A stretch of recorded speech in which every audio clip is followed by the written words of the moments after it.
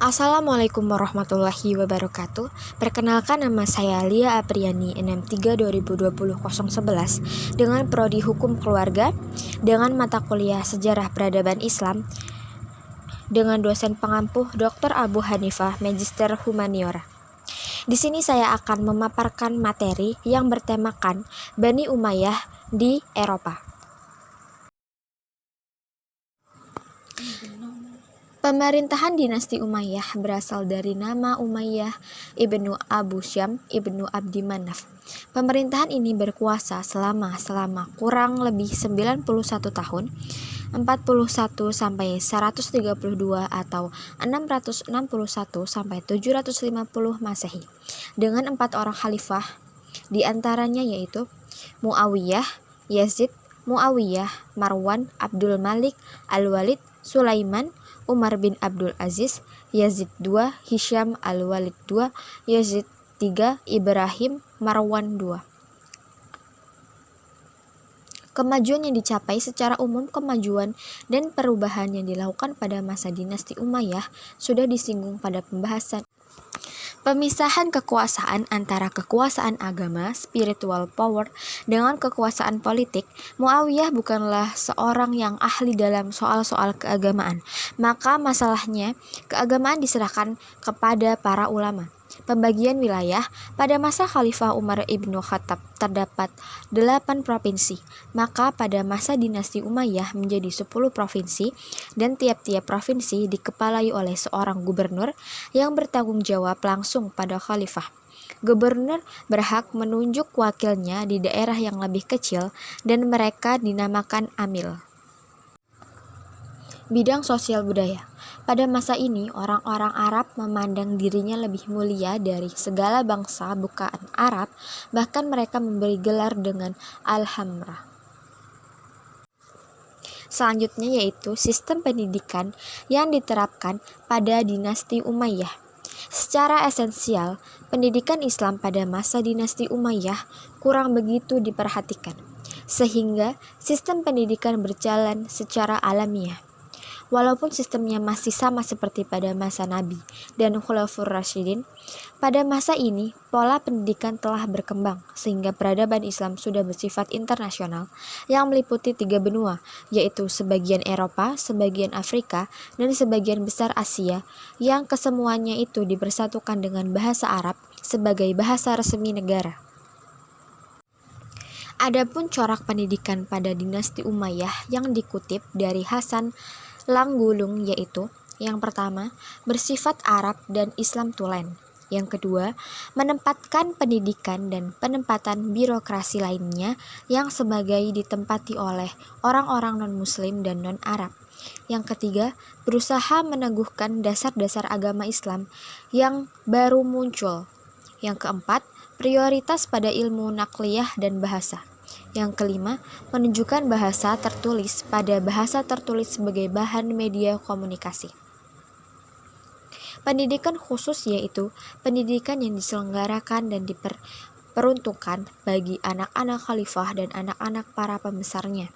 Tempat proses pembelajaran berada dalam lingkungan istana.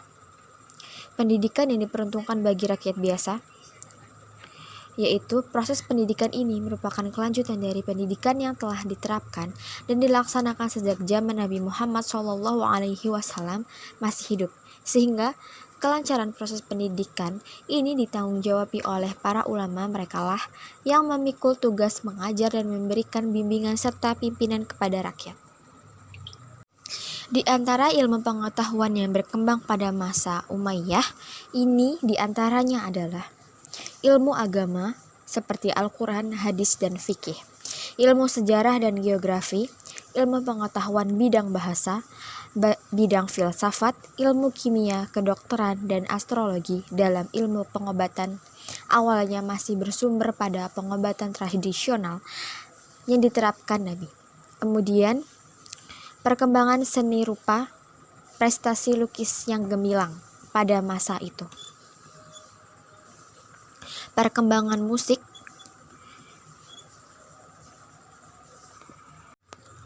Pada masa pemerintahan Bani Umayyah, perluasan wilayah kekuasaan Khilafah Islamiyah, lembaga pemerintahan dalam Islam, dilakukan ke timur, utara, dan barat. Perluasan ke utara dilakukan dengan menyerang wilayah Kekaisaran Bizantium. Kekuasaan Umayyah yang didirikan oleh Muawiyah bin Abu Sufyan hanya mampu bertahan sekitar 90 tahun. Banyak faktor yang mengakibatkan kelemahan dan kejatuhan Bani Umayyah. Pertama, konflik berkepanjangan dalam keluarga besar Umayyah. Situasi semakin diperparah dengan naiknya beberapa khalifah yang lemah, boros, dan zalim. Hal ini menimbulkan rasa benci masyarakat dan ulama sehingga wibawa pemerintahan pusat semakin rusak. Kekuatan politik para khalifah sebagian besar berakhir dengan munculnya Buwayhi dan Turki Seljuk. Meskipun kepemimpinan Abbasiyah atas kerajaan Islam yang luas secara bertahap dikurangi menjadi fungsi agama seremonial, dinasti mempertahankan kontrol atas Damaskus, Mesopotamia.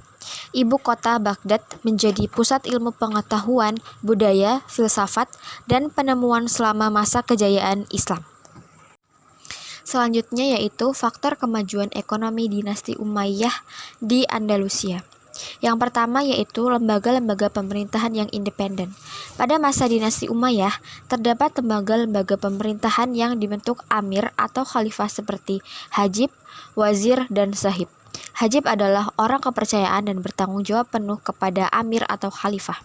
Hajib pada akhirnya disebut sebagai Perdana Menteri yang bertugas sebagai penghubung antara amir atau khalifah dengan majelis wazir atau menteri negara.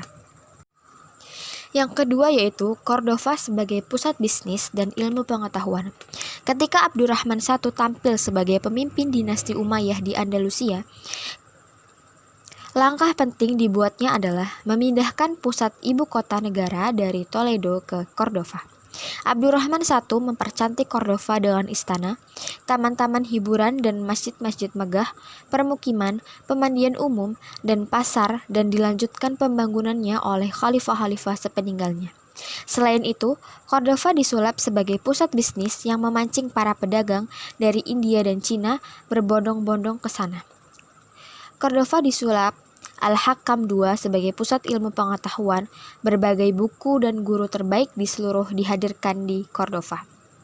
Pada masa pemerintahan Al-Muntansir, memiliki 800 sekolah, 70 perpustakaan pribadi, di samping perpustakaan umum, di mana diriwayatkan kumpulan buku-buku tersebut mencapai 400.000 eksemplar.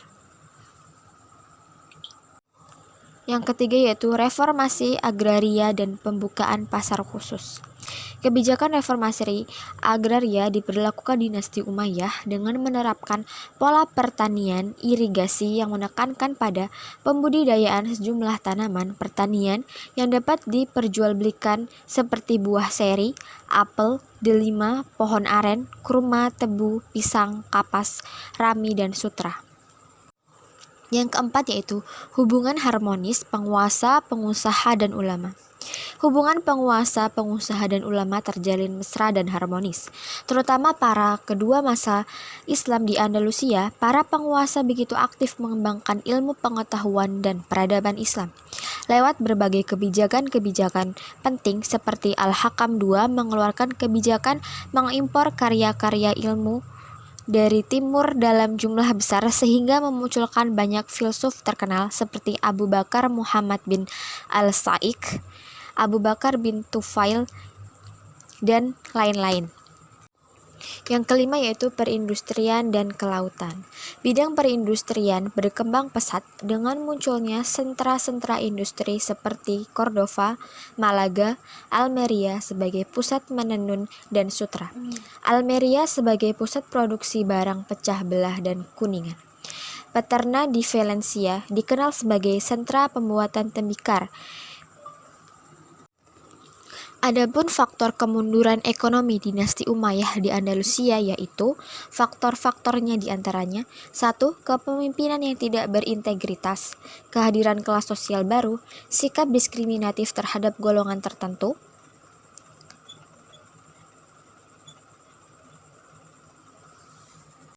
Kesimpulan, pada masa dinasti Umayyah, pola pendidikan bersifat desentralisasi. Kajian keilmuan pada periode ini berpusat di Damaskus, Kufah, Mekah, Madinah, Mesir, Cordova, dan beberapa kota lainnya seperti Basrah dan Kufah. Pada awal pemerintahan dinasti Umayyah, terdapat dua sistem pendidikan yang berbeda. Yang pertama yaitu pendidikan untuk anak-anak khalifah dan para pembesarnya. Yang kedua, pendidikan untuk anak-anak dan masyarakat umum. Kemudian, pada masa Umayyah telah ada tingkat pengajaran, hampir sama seperti masa sekarang. Tingkat pertama ialah kutab, tempat anak-anak belajar menulis dan membaca, menghafal Al-Quran, serta belajar pokok-pokok agama Islam. Pemerintahan dinasti Umayyah menaruh perhatian dalam bidang pendidikan, memberikan dorongan yang kuat terhadap dunia pendidikan dengan penyediaan sarana dan prasarana. Sedikit peningkatan sesuai dengan perkembangan Daulah Islamiyah sendiri. Faktor yang menyebabkan kurang pesatnya perkembangan ilmu-ilmu pada zaman ini salah satunya adalah faktor pemerintahan yang lebih suka membangun kekuatan pemerintahan politik yang lebih cenderung otoriter.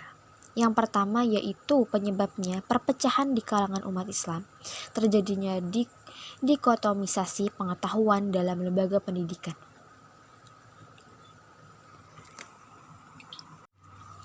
Sekian pemaparan materi dari saya, semoga bermanfaat untuk kita semua. Saya akhiri. Wassalamualaikum warahmatullahi wabarakatuh.